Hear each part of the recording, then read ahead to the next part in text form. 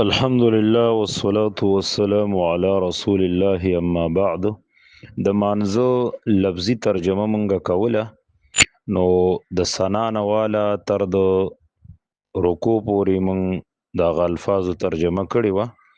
نو بیا کله چې د رکوع نه سړی سر را پورته کوي نو دی به وایي سمع الله لمن حمده. بس دومره الفاظ ویلم کافی دي او دی پسې دا الفاظ هم راغلي دي.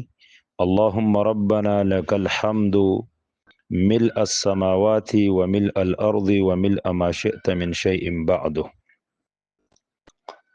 د دې معنی دا ده سمع الله لمن حمده قبلوي الله تعالی حمد د حمد کوونکی، یعنی څوک چې د الله تعالی تعریف وکي داغه حمد بیان کی الله قبلی. دلته سمع په معنی د قبولیت ده.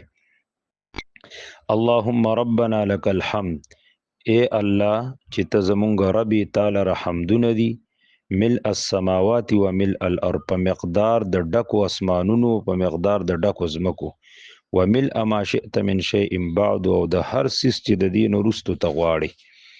دا چې د کلی وي او دینه پس به بیا سجدې ته لاړ شي، نو په سجدې ته چې ځي نو بیا به وي الله اکبر، الله ډیر لوی دی.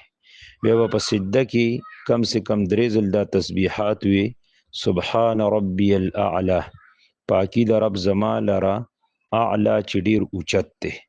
سبحان ربی الاعلى، پاکی د رب زما لرا، اعلى چې ډیر اوچت دی.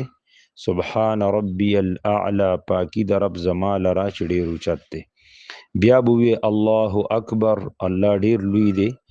بیا به لږ کښېني، بیا به دا کم سے کم دوه پیرې وي، رب اغفر لی رب اغفر لی، ای رب ما ته بخښنه وکړي، ای رب ما ته بخښنه وکړي. بیا به دویمه سجده وکړي، په هغې کې به هم دقه رنګ تسبیحات وي، سبحان ربی الاعلى سبحان ربی الاعلى سبحان ربی الاعلى.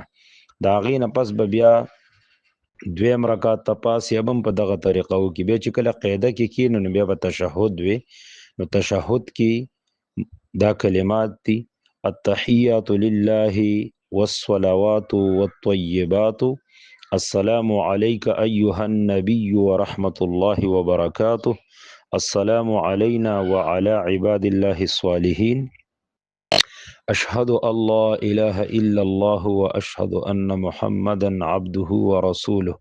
د دې معنی دا ده التحیات لله، د خلی عبادتونه خاص الله لره دي، والصلوات بدنی عبادتونه هم الله لره دي، والطیبات مالی عبادتونه هم الله لره دي. السلام علیک ایها النبی، سلام دی پتا باندې اے نبی صلی الله علیه وسلم، ورحمت الله وبرکاته، رحمت د الله او برکت د الله دی پتا باندې. السلام علینا وعلى عباد الله الصالحین، او سلام دی په مونږ باندې او د الله تعالی په نیکانو بندګانو باندې. دینه پس بیا درود شریف دی. دینه پس بیا اشهد الله اله الا الله، زه گواہی ورکوم چې نشته دی حقدار د بندګۍ سوا د الله نه، واشهد ان محمدا عبده ورسوله، زه گواہی ورکوم چې محمد صلی الله علیه وسلم د الله تعالی بنده دی او د هغه رسول دی.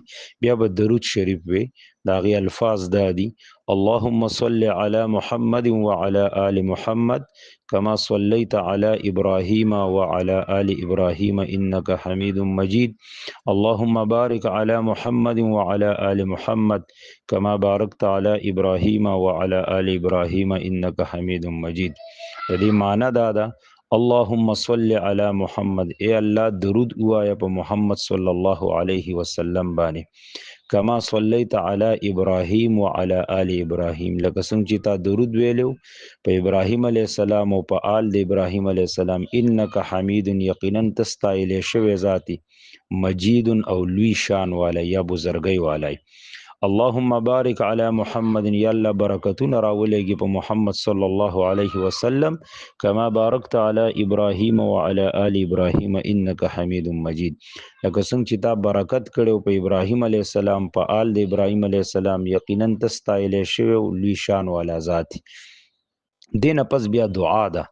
عام طور دا دعا خلق لولي: اللهم ربنا آتنا فی الدنیا حسنه وفي الآخرة حسنه وقنا عذاب النار. دې معنا دا ده اے الله چې طرف زمونږ موږ ته په دنیا کې هم ښایسته ژوند راکړي او په آخرت کې هم ښایسته ژوند راکړي او د اور د عذاب نه مونږ بچ کړي. په دې نه پس به بیا سلام وګرځي السلام علیکم ورحمت الله، السلام علیکم ورحمت الله. سلام دی په تاسو باندې او رحمت د الله تعالی، او سلام دی په تاسو باندې او رحمت د الله تعالی. نو مونږ